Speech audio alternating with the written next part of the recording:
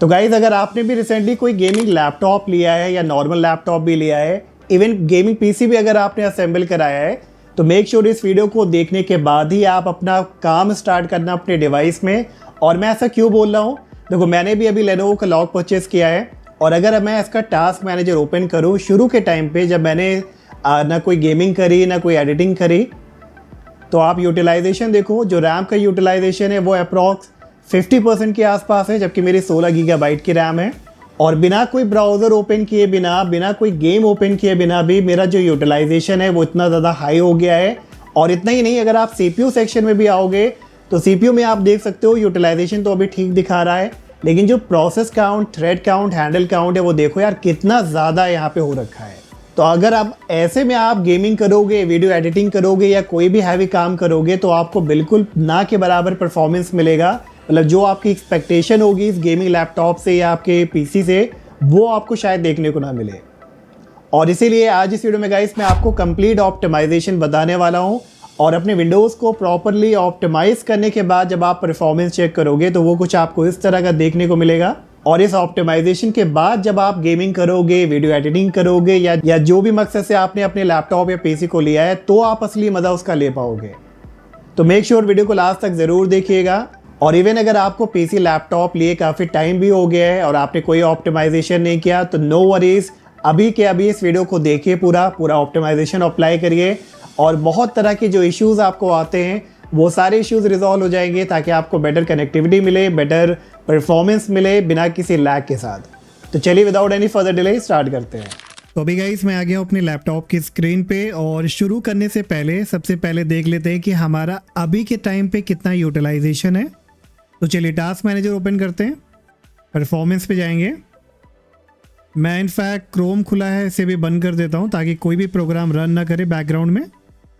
अब इसके बाद देखते हैं। तो सबसे पहले आप देख लो, अगर हम CPU सेक्शन में आते हैं तो यूटिलाइजेशन हमारा 10% के आसपास है, जो कि फ्लक्चुएट हो रहा है। लेकिन सबसे बड़ी चीज़ अभी आपको क्या देखना है कि जो प्रोसेस काउंट है वो 200 के पार चला गया है। और अभी ना मैं ब्राउज़र पे काम कर रहा हूँ, ना मेरा स्टीम एप्लीकेशन ओपन है, ना मैं कोई गेमिंग कर रहा हूँ, ना वीडियो एडिटिंग कर रहा हूँ। तब भी आप देख लो जो प्रोसेस काउंट, थ्रेड काउंट और हैंडल काउंट है वो कितना ज़्यादा हो रखा है यहाँ पे। और इसी तरह से अगर मेमोरी का कंजप्शन आप देख लो तो बिना कोई काम किए भी, जबकि 16 गीगाबाइट की रैम है, मेमोरी कंजप्शन हमारा हो रखा है अराउंड 50% के आसपास। तो अब यही सारे रीज़न होते हैं कि जब आप गेमिंग करना स्टार्ट करते हो और गेमिंग के साथ साथ आप ब्राउज़र या कोई कम्युनिकेशन एप्लीकेशन का यूज़ कर रहे हो लाइक डिस्कॉर्ड वगैरह, तो बहुत ज़्यादा लैग वगैरह आपको देखने को मिलता है और वो परफॉर्मेंस आप नहीं देख पाते हो। तो अब इसी चीज़ को हम ऑप्टिमाइज़ करने वाले हैं और आपको एक बहुत ही अच्छा फिगर देखने को मिलेगा। तो ये वाला फिगर जो अभी हमें बिना ऑप्टिमाइजेशन के देखने को मिला है, इसे आप ध्यान में रखिएगा। अच्छा, शुरू करने से पहले गाइस मैं आपको ये भी रिकमेंड करूँगा कि आप एक बार रिस्टोर ज़रूर बना लेना। हालांकि सारे जो मैं स्टेप्स आपसे शेयर करूँगा वो सेफ़ हैं, लेकिन फिर भी एक फ़ीचर मिलता है तो क्यों ना यूज़ कर लिया जाए। तो बस विंडोज सर्च पे आप टाइप करो restore, create a restore point वाला ऑप्शन आएगा। इधर अपनी मेन ड्राइव आप सिलेक्ट करा लेना, क्रिएट पे क्लिक करना, जो भी नाम आप देना चाहते हो वो नाम देना, बस क्रिएट पे आप क्लिक कर दो ताकि आपको याद रहे कि आपने किस नाम से ये रिस्टोर और क्यों बनाया था, कब बनाया था। ठीक है, तो रिस्टोर बनने के बाद क्लोज करेंगे और ऑप्टिमाइजेशन में हम सबसे पहले स्टार्ट करेंगे जो आपको एक डिफ़ॉल्ट टूल मिलता है आपके मैन्युफैक्चरर की तरफ से। लेनोवो की तरफ से आपको लेनोवो का वेंटेज मिलता है, आसूस में अलग मिलता है, डेल में अलग मिलता है। तो जो भी आपका डिफ़ॉल्ट टूल होगा आप गूगल पे सर्च करके देख भी लेना कौन सा है। मैं फ़िलहाल आपको लेनोवो का करके दिखा देता हूँ। तो हम ओपन करेंगे वेंटेज को। तो ओवरऑल जो मैं आपको दिखा रहा हूँ गाइस, आपको वो चीज़ें देखनी है और इसी चीज़ को आपको अपने एप्लीकेशन में सर्च करना है। अब इधर देखो बहुत सारी चीज़ें आपको शो करती हैं। तो लेफ्ट हैंड साइड में आप गेमिंग सेटिंग्स पे क्लिक करिएगा। फिर इधर कई ऑप्शन मिलते हैं आपको, GPU ओवरक्लॉक का, नेटवर्क बूस्ट का, ऑटो क्लोज का, टच पैड लॉक का। अच्छा, अब आपको देखना क्या है, इसमें एक थर्मल मोड वाला ऑप्शन मिलेगा या हो सकता है कि अलग मैन्युफैक्चरर में आपको अलग नाम से मिले। तो इस वाले ऑप्शन को जो राइट एंड टॉप पे आपको मिला, इस पर हम क्लिक करेंगे तो देखो ये बताएगा thermal mode setting, choose the mode you want to use, you can switch mode using the shortcut FN+Q key. अब इन मोड के बीच में आप स्विच भी कर सकते हो अपने डेस्कटॉप में बिना एप्लीकेशन को ओपन किए, वो मैं भी आपको करके दिखाऊंगा। अब इधर ये समझने की ज़रूरत है कि आपको प्लान कौन सा यूज़ करना है, और प्लान यूज़ करने पे बहुत कुछ डिपेंड करता है। अब मान लो कि आपको बहुत ही अच्छा परफॉर्मेंस चाहिए, आप गेमिंग करते हो या एडिटिंग करते हो और आप चाहते हो कि मुझे बेस्ट परफॉर्मेंस निकल के मिले और मेरा CPU और GPU बेस्ट कैपेबिलिटी के साथ रन करे, तो आप परफॉर्मेंस मोड को यहाँ पे सिलेक्ट करा लेना। लेकिन कुछ चीज़ें आपको इसमें ध्यान में रखनी है कि परफॉर्मेंस मोड तभी काम करेगा जब आपका जो चार्जर है, AC पावर प्लग है, वो आपका कनेक्टेड होगा आपके लैपटॉप से। क्लियर? और इसके कनेक्ट होने से फ़ायदा ये मिलता है कि अगर आप इसे बैटरी मोड में यूज़ करोगे तो बैटरी आपकी बहुत ही जल्दी कंज्यूम होने वाली है और आप अपना काम कंटिन्यू नहीं कर पाओगे। तो जब भी आपको हैवी एप्लीकेशन पे काम करना हो, गेमिंग वगैरह करना हो, तो अपना चार्जर प्लग इन करिए और परफॉर्मेंस मोड में एंजॉय करिए। अब अगर आप चाहते हो कि नहीं मुझे कभी कभी गेमिंग करनी होती है तो बैटरी भी मुझे बैकअप अच्छा चाहिए, तो आप बैलेंस मोड पे जा सकते हो। अगर आपको गेमिंग वगैरह नहीं करनी है, आपको सिर्फ बैटरी बैकअप अच्छा चाहिए, बैटरी की हेल्थ अच्छी चाहिए, तो आप क्वाइट मोड के साथ जा सकते हो। और इसके बाद आपको मिलता है कस्टम मोड वाला ऑप्शन भी, तो अगर आप इसे सेलेक्ट कराओगे, और ये ऑप्शन आपके लिए तभी काम करेगा जब आपका चार्जर प्लग्ड इन होगा। अब इधर देखो फ़ैन स्पीड वाला एक ऑप्शन मिलता है, तो इसे आपको सेलेक्ट करा देना है फुल पे। और जैसे ही आप फुल पे सेलेक्ट कराओगे तो आप नोटिस करोगे कुछ ही सेकेंडों के अंदर अब आपके लैपटॉप से जो फ़ैन की स्पीड है वो इतनी तेज़ हो जाएगी कि आपको बहुत अच्छे से वो सुनाई देगा। तो अब आपको परेशान नहीं होना है। आपने ओवरऑल किया क्या है, आपने अपने लैपटॉप को ये इंडिकेट किया है कि भाई तुम फुल स्पीड से काम करो ताकि अंदर की जितनी भी एयर है उसे जल्दी रिलीज़ करो। तो इस ऑप्शन को आपको फुल पे करना है। अगेन आपको देखो पावर मोड में यहाँ पे कुछ ऑप्शन मिलते हैं, इस पर आप क्लिक करोगे तो बेस्ट परफॉर्मेंस आपको रखना है कि कौन सा रखना है, तो अगेन आप बेस्ट परफॉर्मेंस ले सकते हो। फिर आपको एक परफॉर्मेंस का भी ऑप्शन मिलेगा, आप इस पर क्लिक करोगे तो आप यहाँ पे बहुत सारे कस्टम ट्वीक अप्लाई कर सकते हो। अगर आपको ओवर हीटिंग की इश्यूज़ हैं तो आप CPU पे GPU पे एक लिमिट लगा सकते हो टेम्परेचर की। तो मैं अभी फ़िलहाल के लिए बहुत ज़्यादा आपको इसमें नहीं बोलूँगा कि कुछ चेंजेस करना।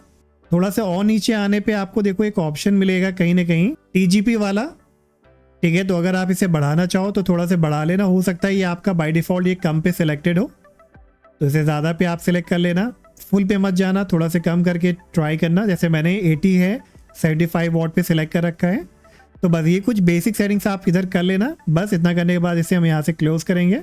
अब इसके बाद गाइस, अगर आपने अपने डेस्कटॉप पे, अपने लैपटॉप पे किसी तरह का लाइव वॉलपेपर लगा रखा है, जैसे मेरे एंड पे आप देख सकते हो, तो अगर हम टास्क मैनेजर ओपन करें तो इधर आप देख सकते हो कहीं ना कहीं आपको लाइवली वाला एप्लीकेशन मिलेगा। और ये आपका देखो कितना ज़्यादा मेमोरी कंज्यूम कर रहा है और काफ़ी ज़्यादा ये आपका CPU भी कंज्यूम करता है। अभी फ़िलहाल नहीं दिखा रहा है, लेकिन ये कंजप्शन बहुत बढ़ा रहा है आपका, और इसकी वजह से आपकी बैटरी भी जल्दी ड्रेन होगी, प्लस परफॉर्मेंस में भी आपको ड्रॉप देखने को मिलेगा। ठीक है, तो अब आपको करना क्या है, इस लाइवली वॉलपेपर को आपको अनइंस्टॉल करना है। फिलहाल के लिए मैं इसे यहाँ से राइट क्लिक करके क्विट कर देता हूँ, और कोई भी एक अमेजिंग सा वॉलपेपर आप लगा लो जो अच्छा और सूदिंग दिखे। नेक्स्ट इसके बाद गाइस, अगर आप अपने विंडोज़ आइकन पे क्लिक करोगे तो आप देखोगे कि कितने सारे ब्लोटवेयर आपको देखने को मिलते हैं, जो कि विंडोज़ की तरफ से, प्लस आपका जो भी मैन्युफैक्चरर होगा, लेनोवो, आसूस, डेल, HP, उन्होंने भी बहुत सारे भर भर के आपको दे रखे हैं। राइट, अब देखो अगर इधर आप नज़र लगाओ तो चलो ठीक है, वेंटेज तो हमारा ठीक है, यूज़फुल टूल है, लेकिन इसके अलावा यूज़र गाइड है, Xbox है, सोलाइटर है। अगर ऑल पे हम जाते हैं तो को पायलट हो गया, फीडबैक हब हो गया, फैमिली हो गया, गेम बार हो गया, GeForce एक्सपीरियंस है, चलो वो यूज़फुल है, गेट हेल्प है। तो देखो बहुत सारे आपको, लेनोवो नाउ हो गया, और नीचे आने पे 365 को पायलट है, क्लिप चैम्प है। अब ज़्यादातर लोग आप में से हो सकता है आप इनका यूज़ ना कर रहे हो, तो क्यों ही इन्हें अपने डिवाइस में रखना है, क्योंकि ये आपका स्पेस भी ले रहे हैं, प्लस बहुत ज़्यादा बैकग्राउंड में रन होने की वजह से आपका रिसोर्स भी ईट कर रहे हैं। तो अब इसे हटाने के लिए आपके पास दो ऑप्शन है, या तो आप इस पर राइट क्लिक करो, अनइंस्टॉल कर लो 1 by 1 करके, या तो इसके अलावा आपके पास रेवो अनइंस्टॉलर भी आता है जो कंप्लीट तरीके से हेल्प करता है इन सारे एप्लीकेशन को आपके डिवाइस से रिमूव करने के लिए।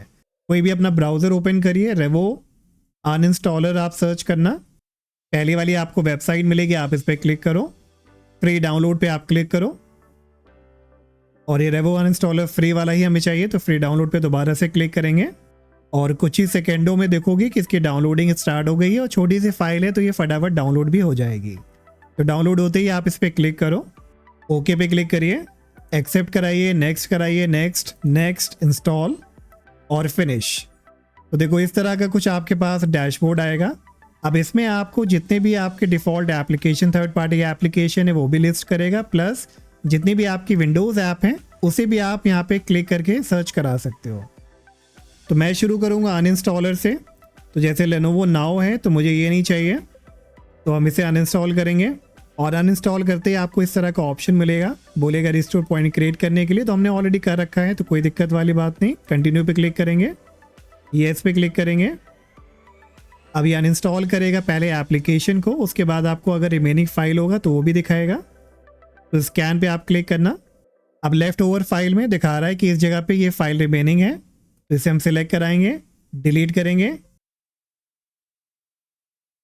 तो अब इस तरह से अनइंस्टॉल करने से गाइज आप क्या कर रहे हो कि आपने कंप्लीट तरीके से ब्लोटवेयर को या किसी भी प्रोग्राम को रिमूव कर दिया है अपने डिवाइस से। फिर और नीचे आने पे गेम इनपुट है, माइक्रोसॉफ्ट वन ड्राइव है, मुझे वन ड्राइव नहीं चाहिए तो इसे भी हम अनइंस्टॉल करेंगे। और देखो मैंने यहाँ पे एडवांस स्कैन किया है तो ये वो सारी रिमेनिंग फाइल बता रहा है रजिस्ट्री की, तो हम इसे सिलेक्ट ऑल करेंगे, डिलीट कर देंगे।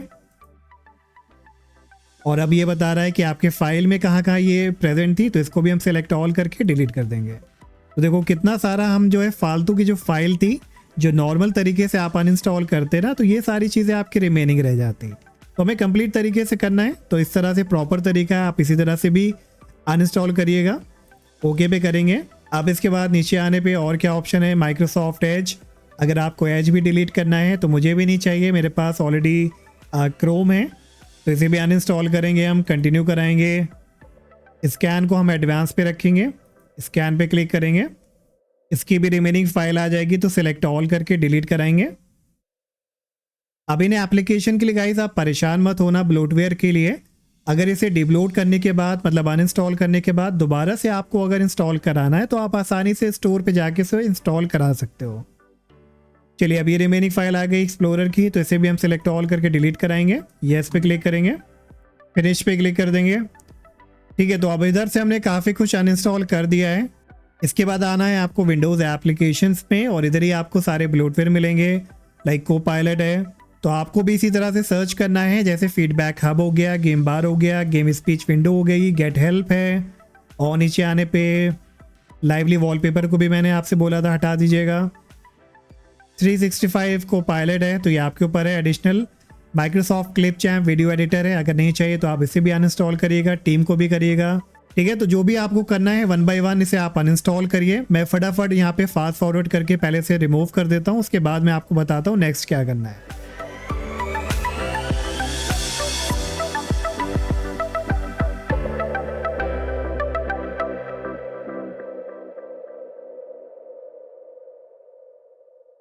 तो अब गाइस फाइनली मैंने अपने हिसाब से सारे ब्लोटवेयर को हटा दिया। जो मुझे चाहिए था वो मैंने रखा है, जो नहीं चाहिए था वो मैंने रिमूव कर दिया है।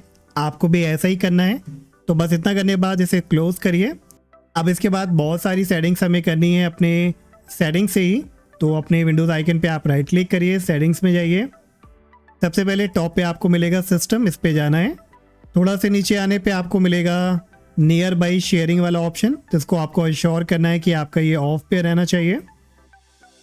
फिर आना है स्टोरेज पे, स्टोरेज सेंस वाले ऑप्शन को आपको डिसेबल कर देना है। अब ये बेसिकली होता है आपके डिवाइस में जितनी भी टेम्परेरी फाइल उसको ऑटोमेटिकली क्लियर करने के लिए, लेकिन इसके लिए बहुत सारा रिसोर्स ईट करता है और मैं आपको हमेशा रिकमेंड करूँगा इसे ऑफ करके आप इसी ऑप्शन पे आइए। ये आपको सारा डेटा शो करेगा कि कितना टेम्परेरी फाइल है क्लियर करने को, तो मैनुअली आप इधर से आके करिए इसको क्लियर। फिर आना है आपको डिस्प्ले वाले सेक्शन में, डिस्प्ले पे आप क्लिक करो। ब्राइटनेस लेवल को थोड़ा से आप रिड्यूस करके रखो ताकि आपकी बैटरी थोड़ा लंबी चले, स्पेशली अगर आप बैटरी पे यूज़ कर रहे हैं अपने डिवाइस को। फिर और नीचे आने पे आपको मिलेगा एडवांस डिस्प्ले वाला ऑप्शन, इस पर आप क्लिक करो और इधर थोड़ा से नीचे आने पे आपको मिलेगा चूज़ अ रिफ्रेश रेट। अब ये देखो यहाँ पे अगर ड्रॉप डाउन पे आप क्लिक करोगे ना तो हो सकता है आपको 2 से ज़्यादा दिखाए। 60 हर्ट्ज तो आपका रहेगा, लेकिन इसके अलावा 144, 120 जो भी आपके एंड पे मैक्सिमम सपोर्टेड होगा वो शो करेगा। अगर आपको मैक्सिमम परफॉर्मेंस चाहिए ताकि आपका लैपटॉप फटाफट रिस्पॉन्स करे। तो आपको मैक्सिमम रिफ्रेश रेट चूज़ करना है, लेकिन जितना ज़्यादा आप रिफ्रेश रेट चूज़ करोगे उतना ज़्यादा बैटरी का और पावर का कंजप्शन होने वाला है। क्लियर? तो इस चीज़ को भी आप याद रखिएगा। तो फिलहाल परफॉर्मेंस के लिए, स्मूथनेस के लिए आपको इसको मैक्सिमम पे सिलेक्ट कराना है। फिर आ जाइए ब्लूटूथ एंड डिवाइसेस पे। ब्लूटूथ को हमेशा आपको ऑफ रखना है, स्पेशली जब आप यूज़ नहीं कर रहे हैं। जब आप यूज़ कर रहे हैं तो उसे ऑन करा के आप यूज़ कर सकते हो। नेटवर्क एंड इंटरनेट पे आइए। अगर आप वाईफाई से कनेक्टेड हो तो ठीक है, अगर आप लैन से कनेक्टेड हो तो वाईफाई को भी ऑफ रखिए।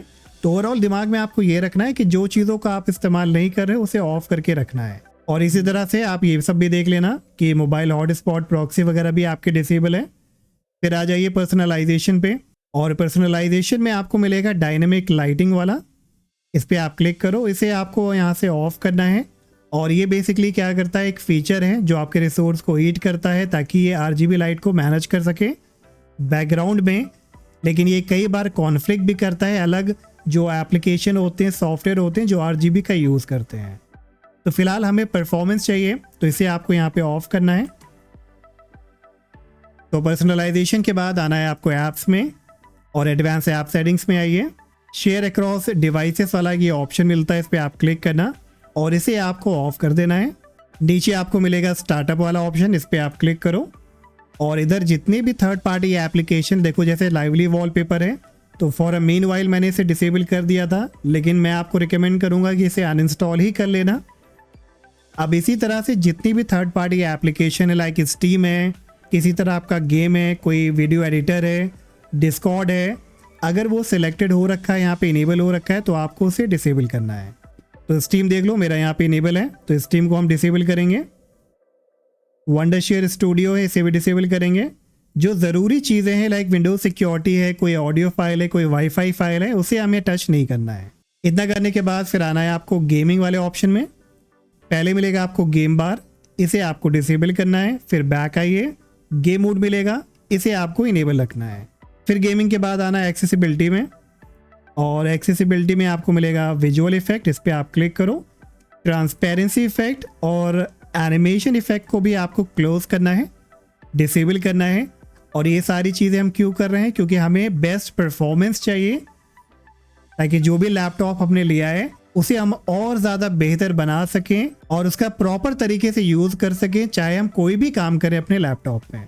फिर इतना करने के बाद आना है आपको प्राइवेसी एंड सिक्योरिटी, और इधर बहुत सारे चेंजेस आपको करने हैं। सबसे पहले विंडोज सिक्योरिटी पे आप जाओ, और इधर थोड़ा सा नीचे आने पे आपको मिलेगा डिवाइस सिक्योरिटी। इसे अगर आप क्लिक करोगे तो एक ऑप्शन मिलता है कोर आइसोलेशन का, तो कोर आइसोलेशन डिटेल पे आप क्लिक करो, और फिर इधर मिलेगी एक सिक्योरिटी मेमोरी इंटीग्रिटी के नाम से। अब ये विंडोज़ 11 में आपको एक एडवांस सिक्योरिटी मिलती है जो कि काफ़ी यूज़फुल होती है आपको extra layer of protection provide कराने में, लेकिन ये रिसोर्स भी आपका बहुत ज़्यादा ईट करता है। तो अगर ये सिक्योरिटी आपकी इनेबल्ड है तो कहीं ना कहीं जब आप गेमिंग करोगे अपने लैपटॉप में तो आपको थोड़ा सा FPS का ड्रॉप भी देखने को मिलेगा और परफॉर्मेंस में भी थोड़ा सा ड्रॉप देखने को मिलेगा।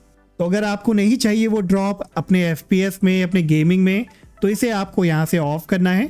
लेकिन अगर आप कभी कदार गेमिंग करते हो तो इसे आप हमेशा ऑन ही रखना। फिर इसके बाद सिक्योरिटी से बाहर आएंगे, फाइंड माई डिवाइस वाला ऑप्शन मिलता है, तो ये आपका लैपटॉप है तो इसको इनेबल कर लेना। अगर आप इसे बाहर लेके जाते रहते हो, अगर आपको लगता है कि चोरी हो सकता है, मिसप्लेस हो सकता है, तो इसे आप इनेबल करके रखना, वरना डिसेबल कर देना। और इसी तरह से डिवाइस इंक्रिप्शन वाला भी ऑप्शन मिलता है, ये भी आपके डेटा को इनक्रिप्ट कर देता है, तो ये भी एक यूजफुल फीचर है। अब आते हैं विंडोज़ परमिशन में, तो पहला आपको मिलेगा रिकमेंडेशन एंड ऑफर, इस पर आप क्लिक करो।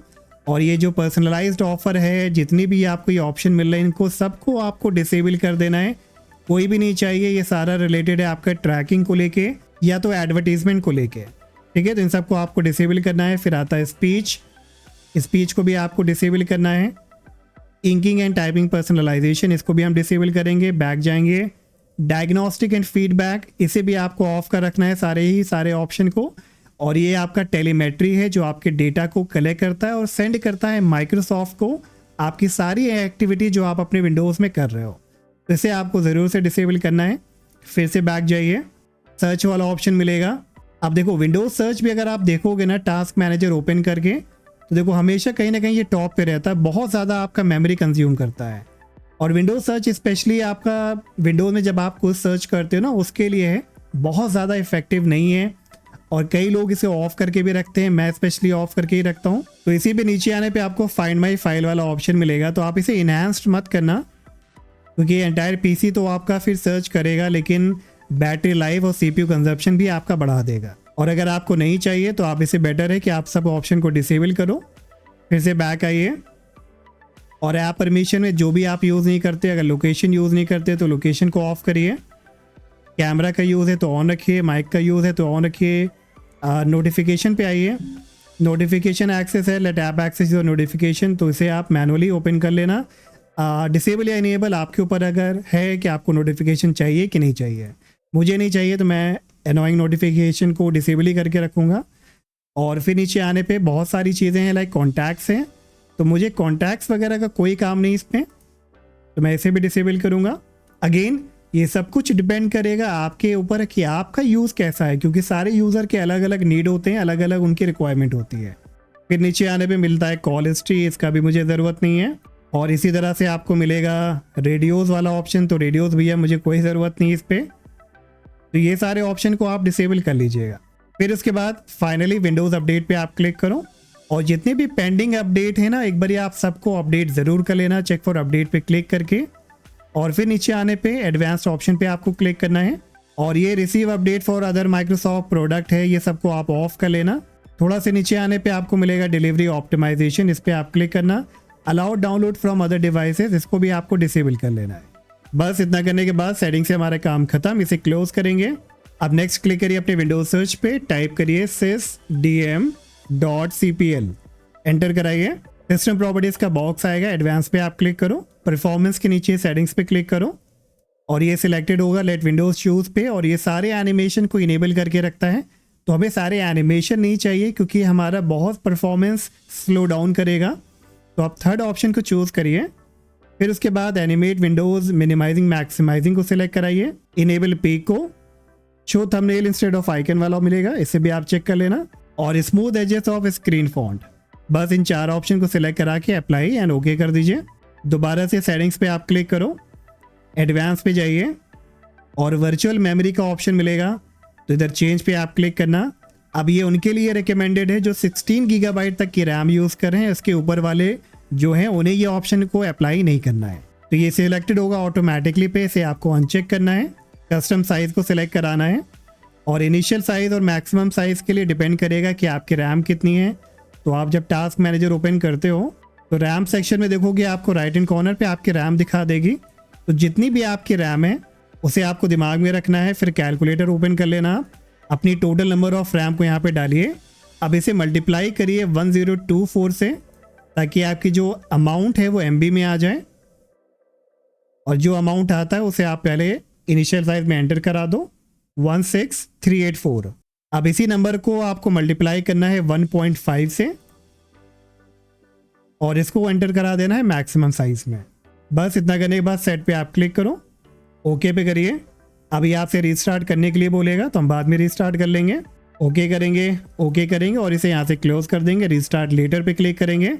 नेक्स्ट अपने विंडोज सर्च पे आप क्लिक करो, सर्विसेज को टाइप करिए, सर्विसेज को ओपन करिए।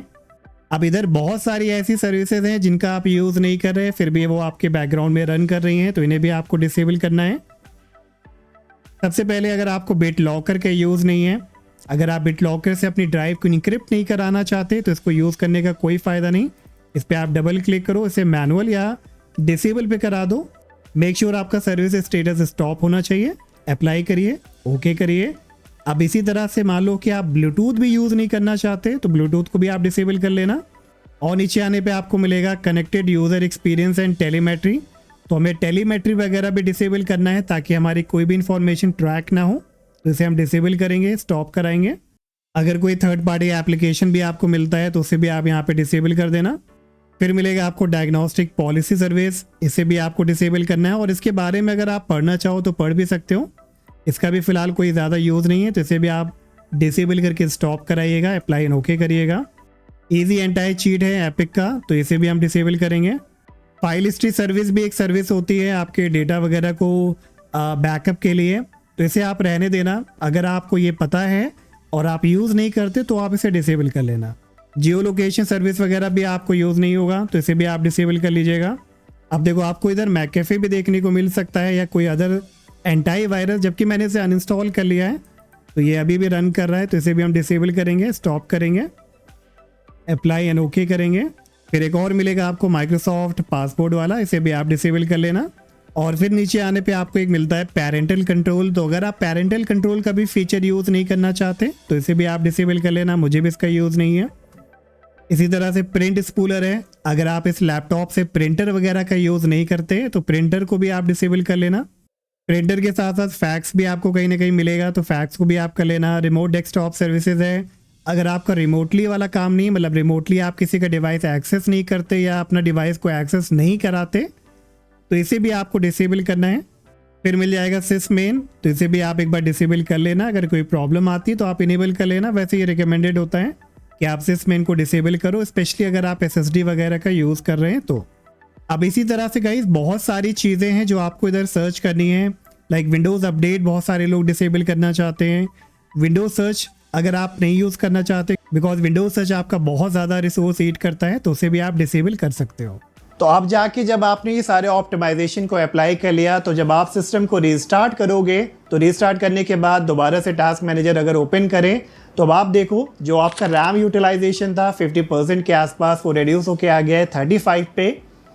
और CPU में जो हैंडल काउंट 1 लाख 1.25 लाख के आसपास चला गया था, वो आप देखो कितना ज़्यादा कम हो गया है। सिमिलरली आपका प्रोसेस और थ्रेड काउंट भी रिड्यूस हो गया है। तो जब इतना प्रोसेस काउंट को आपने कम कर दिया, हैंडल काउंट को कम कर दिया, रैम यूटिलाइजेशन को कम कर दिया, तो जब आप नया कोई गेम ओपन करोगे, ब्राउज़र ओपन करोगे, तो उसके लिए काफ़ी ज़्यादा रिसोर्सेज अवेलेबल हैं ताकि वो बिना लैग के और बिना किसी प्रॉब्लम के काम करे। तो दैट्स ऑल गाइस, आज के लिए इतना ही। होपफुली आज का वीडियो आपके लिए यूजफुल रहेगा। वीडियो अच्छा लगा तो प्लीज़ वीडियो को लाइक सब्सक्राइब करना मत भूलिएगा, एंड हम मिलेंगे नेक्स्ट वीडियो में। Till then take care, bye bye.